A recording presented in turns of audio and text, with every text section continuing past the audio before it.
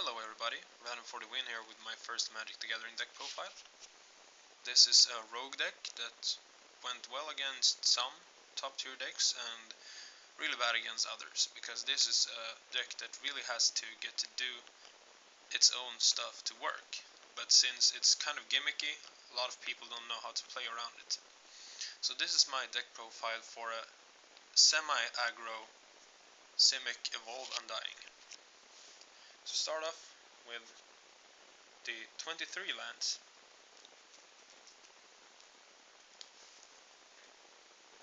One, two, three, 4, 5, 6, 7, 8, 9 forests. Because forest is the card that you mostly need in this deck. The main part of the deck is green. Pretty much every card is green. There are like, well, 10 cards or so that aren't green. Then we have to have some islands, because we also have some blue stuff that only is a 1-drop. So we have 1, 2, 3, 4, 5, 6 islands. We have things like Wingcrafter and Rapid Hybridization and so on. And then we have the most necessary, the 4 breeding pools and the 4 hinterland harbors. Because you always need these in an aggro deck to make it work. So to start things off, we have the pretty obvious 4-off Experiment 1. This guy is a really good aggro card, since he gets bigger whenever you put in a creature that has more power or toughness than him. And since he costs 1 and you can also regenerate him by removing 2 +1/+1 counters, he's pretty viable in late game as well. The 4 Young Wolf. This card has Undying, so when it dies and it has no +1/+1 counters on it, it goes to the graveyard, and then it comes back with a +1/+1 counter on it. And this is where most people misplay. They kill my wolf and he comes back and is bigger. And I don't know what to do about it.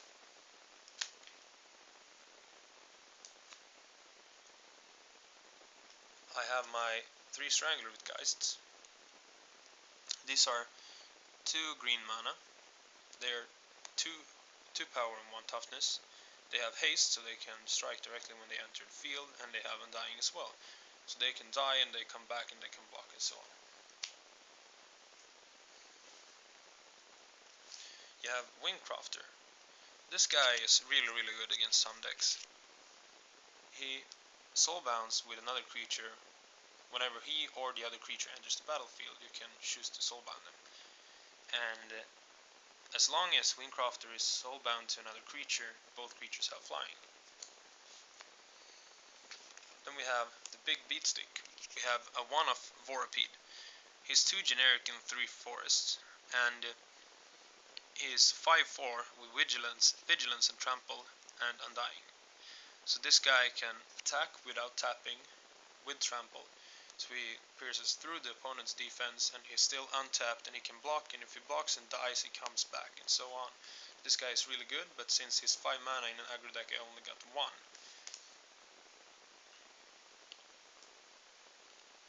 Then we have the 4 Rapid Hybridizations.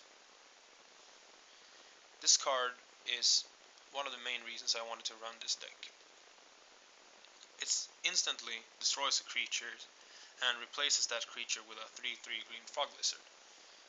One of the most common mini combos that I do is that I have Experiment 1 out turn 1.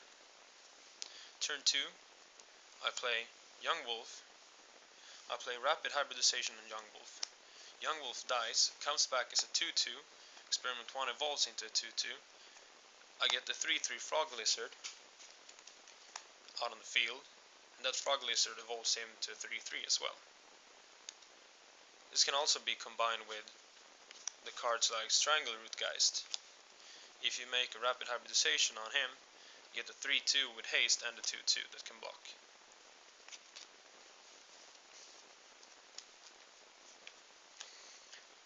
Then you have the main card in the deck that makes the deck so good. It's Semi-Aggro Simic. 1 green and 1 blue for a 2/2 with the effects that you can either pay 1 green and 1 blue to make all other creatures enter with an extra +1/+1 counter this turn, or to remove a +1/+1 counter to draw a card.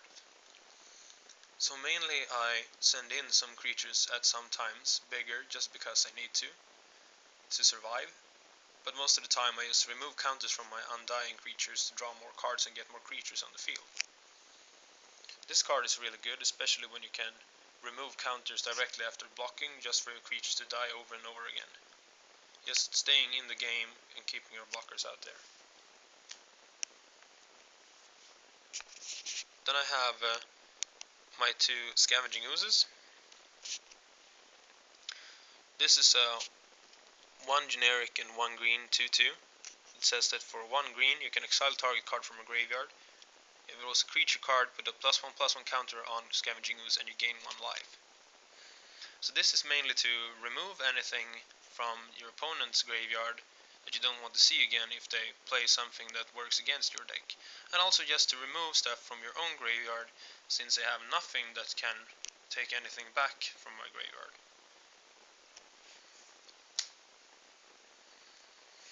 I have the 3 Rancors in my main deck.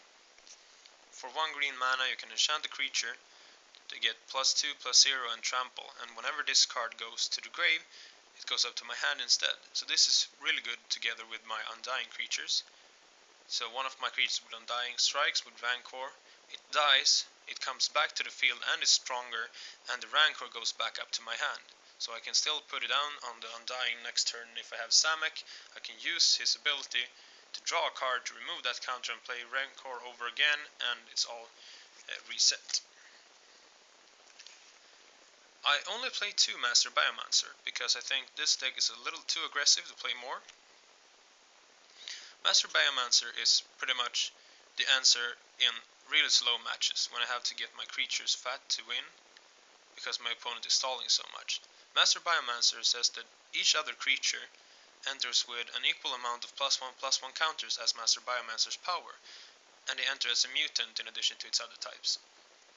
The second effect with mutants doesn't really matter in this deck, but it's the +1/+1 counterpart.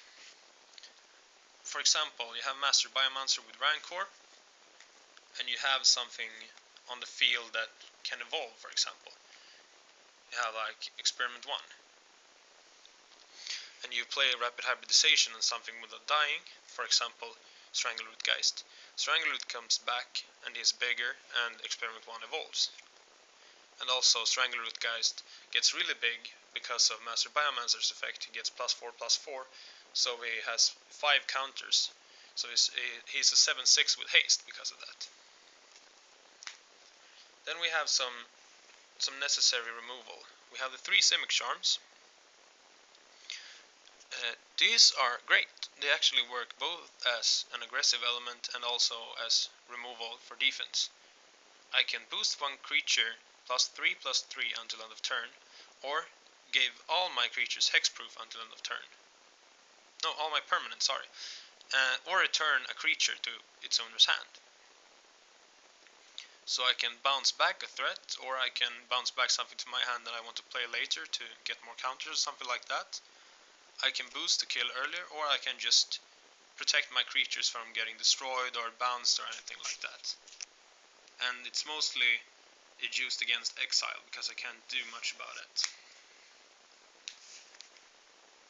I have 2 Bioshifts. This card is pretty good against some matchups. It's ridiculous against others and worthless against others, so I only run 2 in main deck. I can move any number of +1/+1 counters from target creature onto another target creature with the same controller. Where it's really bad, it's against the decks like white and blue, where they play Supreme Verdict and so on, because I can't do much about it. The only thing I can do is like, oh yeah, my young wolves survived, woo, I have a 2/2 on the field, not really that great. But against other decks that play, for example, they play Kalonian Hydra or stuff like that, anything that has counters basically, I can just remove their counters directly. And also against really big stallment decks, I can also use this pretty well. We have the 2 Cyclonic Rifts. I wanted to just try them in my deck, and I saw pretty quickly that these were totally amazing. Cyclonic Rift is an instant for 2 mana, just 2. 1 generic and 1 blue. It returns target non-land permanent to its owner's hand.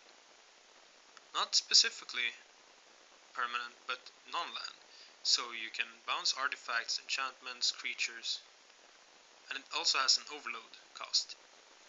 You can pay 6 generic and 1 blue to replace target with each.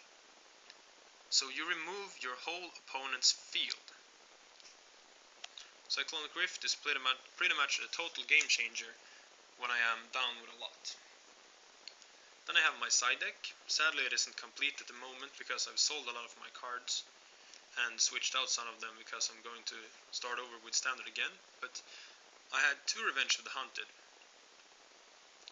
They originally cost 6, I think. I think it's 4 generic and 2 green, and one of your creatures gets +6/+6 and trample until end of turn, and each of your opponent's creatures that are able to block it has to do so. But it also has a miracle cost, so if it's the first card you draw that turn, you can reveal it and play it for its miracle cost, and that is 1 mana. I had 2 of those. Then I had 1 other buy shift, because like I said, against other creature decks with counters, it's really good. Rancor, in case I need to be even more aggressive against someone, I can put in another Rancor. Simic Charm, it has a lot of viability. In some matchups it might be a lot more useful than other cards, so I'll just put in an extra Simic Charm instead. Scavenging Ooze. I just have 1 Scavenging Ooze in side deck. I don't want to play more than 3 in my main deck ever. The only reason why I have the Scavenging Ooze is to remove any gimmicks with people's graveyards. I know I have them myself, yes, but I also want to be able to just remove my opponent's threats if they, for example, play any Golgari decks that will use their powers over again to distribute counters on their other creatures. Then I have the 3 Dispels. I mainly use these for just countering Sphinxes of Relation and so on, because it really hurts my deck. Because my deck isn't extreme aggro, and since it's not extreme aggro and not really good in late game if you compare it to control decks, I need to have an answer to extreme control, so this spell was a really good choice. I also have the 2 Glaring Spotlights. The reason I ran 2 Glaring Spotlight is because there were a lot of banned hexproof decks out there. And banned hexproof really hurt my deck. I couldn't do pretty much anything about it. So I wanted to put Glaring Spotlight there just to get rid of my opponent's hexproof guys, and also to be able to make my own creatures hexproof in case I needed it. And just that you can pay 3 to sacrifice it, that all your creatures get hexproof and unblockable, is great, especially if I have to be very aggressive at some point.